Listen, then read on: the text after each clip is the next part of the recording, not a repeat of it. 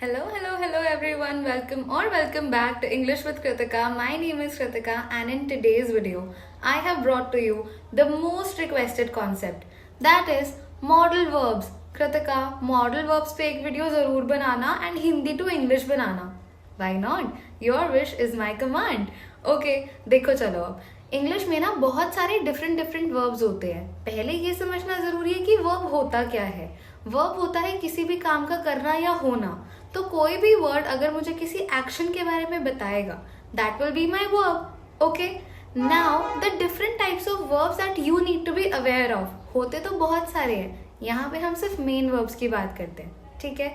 Number 1, अगर मैं बोलूँ can you tell me what is the verb in this statement Kritika is sleeping, तुम बोलोगे स्लीपिंग बिकॉज एक्शन तुम्हें सिर्फ इसी से नजर आ रहा है. लेकिन there are different types of verbs as well. अगर मैं कहूँ is also a verb, then you will not believe me, right? But trust me, it is. देखो, the 3 different types of verbs that you need to know are main verbs, auxiliary verb and modal verb.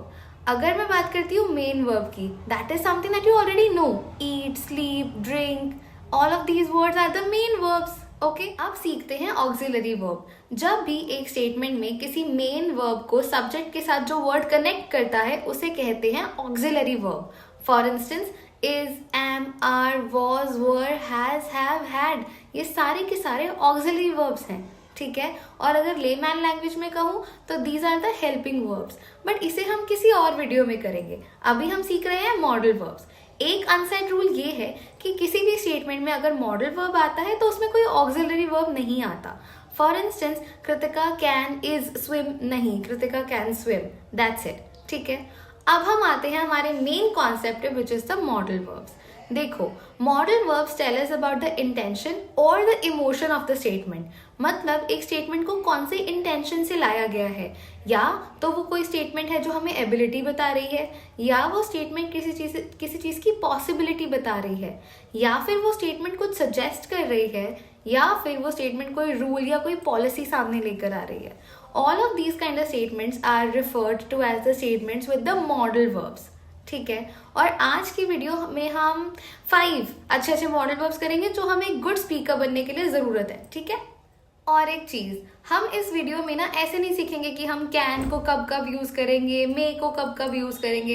इस video को मैंने थोड़ा सा अलग तरीके से design किया है. हम सबसे पहले अपनी जरूरत को देखेंगे और उस जरूरत के हिसाब से उसमें एक मॉडल वर्ब को फिक्स कर देंगे. ठीक है. नंबर 1, अगर मैं बात करती हूँ मुझे किसी इंटेंशन में या किसी स्टेटमेंट में पॉसिबिलिटी दिखानी है, ठीक है, तो I will be using can. और अगर स्ट्रॉन्ग पॉसिबिलिटी है तो विल फॉर इट, और अगर सबसे वीक पॉसिबिलिटी है तो might for it. For instance बहुत कम पॉसिबिलिटी है, it might rain tomorrow. Definitely कल बारिश होगी, इट विल रेन टुमारो. अगर मुझे मॉडरेट पॉसिबिलिटी रखनी है, इट कैन रेन टुमारो. ठीक है. तो सबसे पहला head which is of possibility, ये हमारा क्लियर हो गया with 3 modal verbs, can, will and might. Now after possibility अगर मैं बात करती हूँ एबिलिटी की, अगर मुझे एबिलिटी दिखानी है तो हम 2 ही मॉडल वर्ब्स को यूज करेंगे, इससे ज्यादा नहीं. अगर मैं बात करती हूँ प्रेजेंट एबिलिटी की, I will be using can for it. For instance Kritika can talk in English. और अगर मुझे बात करनी है पास्ट पॉसिबिलिटी की, तो मैं इसी कैन का पास्ट मतलब कुड यूज करूंगी. For instance Kritika could swim when she was young. अगर मैं अभी स्विम कर सकती हूँ तो मैं बोलूंगी कृतिका कैन स्विम. और अगर मैं पास्ट में स्विम कर सकती थी तो मैं बोलूंगी Kritika could swim when she was young. Easy no. हमने पॉसिबिलिटी को दिए 3 मॉडल वर्ब्स, हमने एबिलिटी को दिए 2 modal verbs. Nothing to be confused about. अब आगे सीखते हैं और डिफरेंट इंटेंशंस के साथ. अब मैं तुम्हें सिखाती हूँ 2 मॉडल वर्ब्स के रूल्स एक साथ. ठीक है. देखो, जब भी तुम्हें कोई ऐसी चीज बतानी है कि ये तो रूल है, ये तो फॉलो करना ही करना है, तब तुम यूज करोगे मस्ट.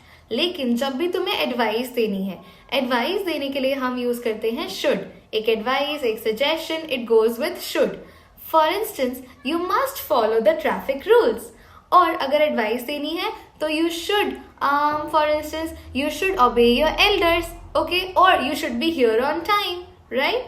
और एक चीज और, ऐसे स्टेटमेंट्स होते हैं ना जिसमें मुझे ये कहना होता है कि यार मानव तो मेरा फोन ही नहीं उठा रहा, वो पक्का सो रहा होगा. तो इसलिए इसके लिए हम यूज करेंगे Manav is not picking up my call, he must be sleeping at the moment. तो हम यहाँ पर भी मस्ट का यूज करेंगे। So this is how you can differentiate between must and should. बाकी जो need to, ought to, have to होते हैं, these are not required in the beginning terms. ये हम करेंगे but in the next part of the video. So yeah, that is it for the video today. You learned possibility, ability, suggestion and rules. In the next part of the video, I will be teaching you some other modal verbs, but as of now, you have to do a homework. Make sure that you frame statements using all these modal verbs in the comments below, because जब next part आ जाएगा तो homework और बढ़ जाएगा, and it is not good to pile up your homework, right?